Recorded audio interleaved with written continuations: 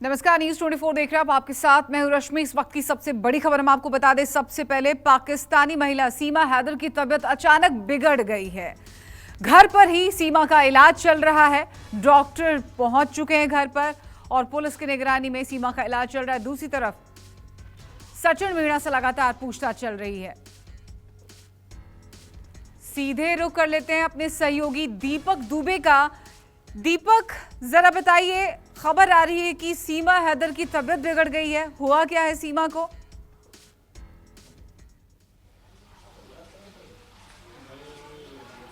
जी आपको बता दें कि सीमा हैदर की कल रात को तबीयत बिगड़ी। उसके बाद कल भी डॉक्टर आए थे, आज सुबह भी डॉक्टर पहुंचे। उन्हें ड्रिप चढ़ाया जा रहा है। कल बहुत ज़्यादा गर्मी थी और सीमा हैदर से पहले एटीएस ने तकरीबन 17 घंटे की पूछताछ की थी। और उसके बाद कल सुबह से ही सीमा हैदर तमाम मीडिया चैनलों को इंटरव्यू दे रही थी, जिसकी वजह से उनकी तबीयत ख़राब हुई है, जो परिवार की तरफ से जानकारी दी गई है। हालांकि परिवार के जो सदस्य हैं वो घर में ही मौजूद हैं, दरवाज़ा बंद किया गया है।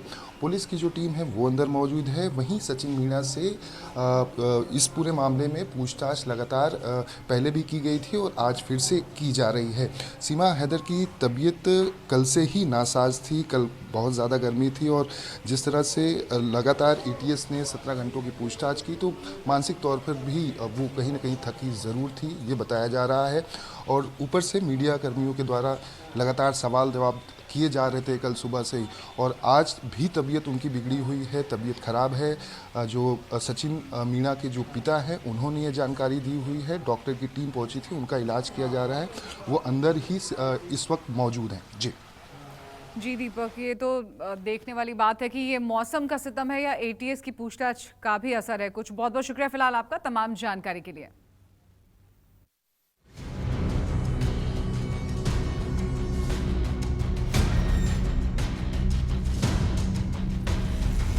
तुमने कभी मुझे मारा नहीं, मुझे जीने दो यार। मेरी बात कंफर्म नहीं है कितने में भेजा। सीमा ने 20 लाख का भेजा, 19 लाख का भेजा।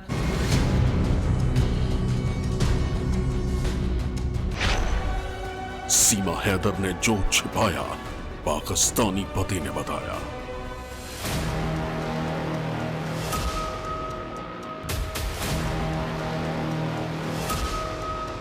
तकरीबन ये समझो 20 से 25 लाख का मालियत लेकर और बच्चों को लेकर ये चला गया। पाक आर्मी में भाई फौजी, सीमा ने क्यों नहीं बताया?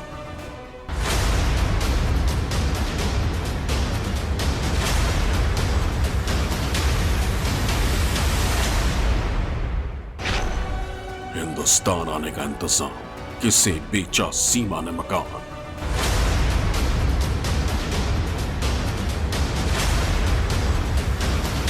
कंफर्म नहीं है कितने में भेजा। सीमा ने 20 लाख का भेजा, 19 लाख का भेजा।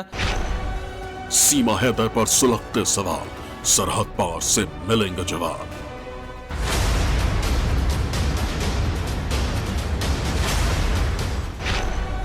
सीमा की सीक्रेट डायरी में दफन कितने ब्लैक चैप्टर?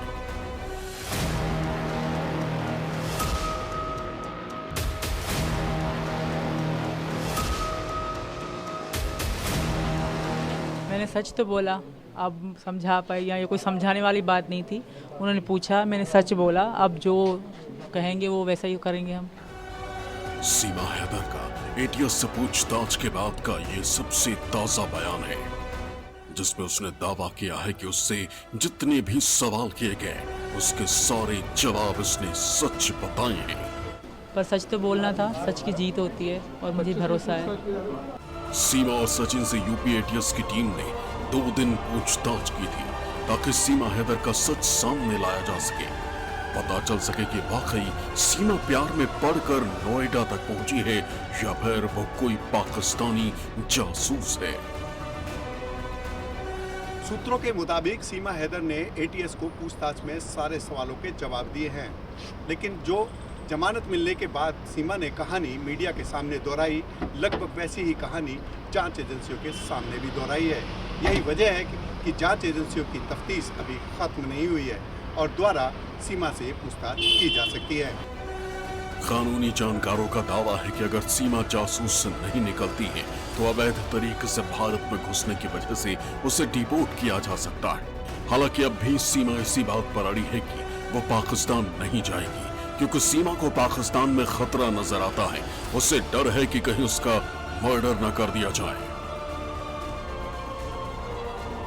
मैं वापस नहीं जा सकती, वहाँ मेरे लिए बुरी मौत इंतज़ार कर रही है। तो यहाँ का कानून ऐसा गलत नहीं करेगा मेरे साथ। मैं यहाँ की बहू हूँ, मैं यहाँ उम्मीद लेके आई हूँ। आज से यहाँ का कानून ऐसा नहीं करेगा, बिलीव, यकीन है, मुझे भरोसा है, ट्रस्ट कहूँगी, ट्रस्ट है। तो मैं यहाँ की अब यहाँ की बेटी हूँ, यहाँ की बहू। पाकिस्तान मुझे मतलब वो आना, वो मुझे मेरे लिए मतलब पराया देश बन चुका है। मीडिया के सामने अपनी बात रखने का सीमा हैदर का लहजा ऐसा है जैसे उसे ट्रेनिंग मिली हो। खैर, अभी जांच एजेंसियों की तरफ से सीमा और सचिन को छोड़ दिया गया, लेकिन दोनों को सुरक्षा मुहैया कराई गई ताकि सीमा को किसी तरह का नुकसान ना पहुंचे। सूत्रों के मुताबिक जांच एजेंसी को आशंका है कि कोई सीमा पर हमला कर सकता है, इसलिए एजेंसियां कोई कोताही नहीं बरतना चाहती। ये तो बात हुई सीमा की ताजा कहानी की, लेकिन सीमा का पाकिस्तानी पति गुलाम हैदर एक बार फिर मीडिया के सामने आया। उसने सीमा से जुड़े कई चौंकाने वाले खुलासे किए, जिससे पता चलता है कि जो कुछ सीमा हैदर ने बताया है सच सिर्फ उतना नहीं है। गुलाम हैदर ने दावा किया है कि सीमा से उसकी दूसरी शादी थी और दोनों ने लव मैरिज की थी।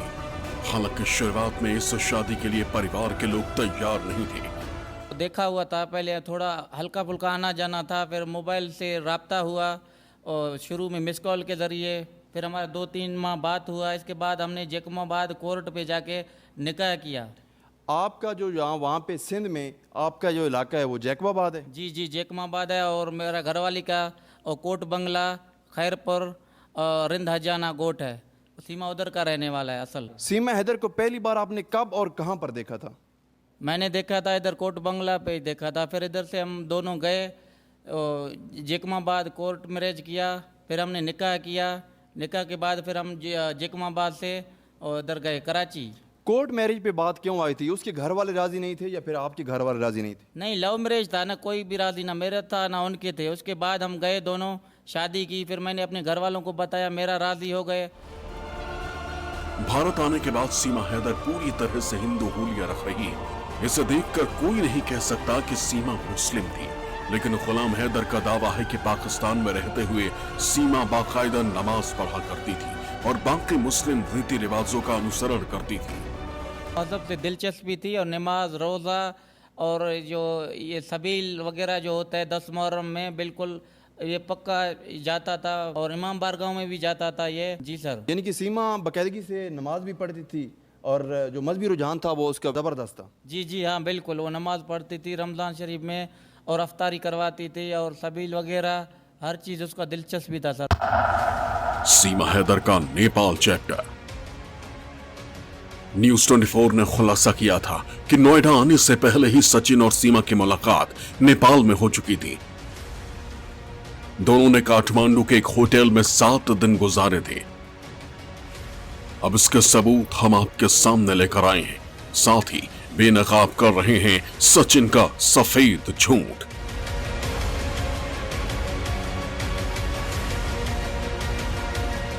एटीएस की पूछताछ में सीमा हैदर ने खुलासा किया था कि वो 10 मार्च को नेपाल के काठमांडू आई थी। यहां सीमा और सचिन न्यू विनायक होटल में 17 मार्च तक रुके थे। बकौल होटल मालिक, सीमा के आने से 1 दिन पहले ही सचिन होटल पहुंच गया था और उसने होटल में रूम नंबर 204 बुक कराया था। लेकिन यहां सचिन ने होटल वालों को झूठ बोला। उसने अपना नाम सचिन मीणा नहीं बल्कि शिवांश बताया था।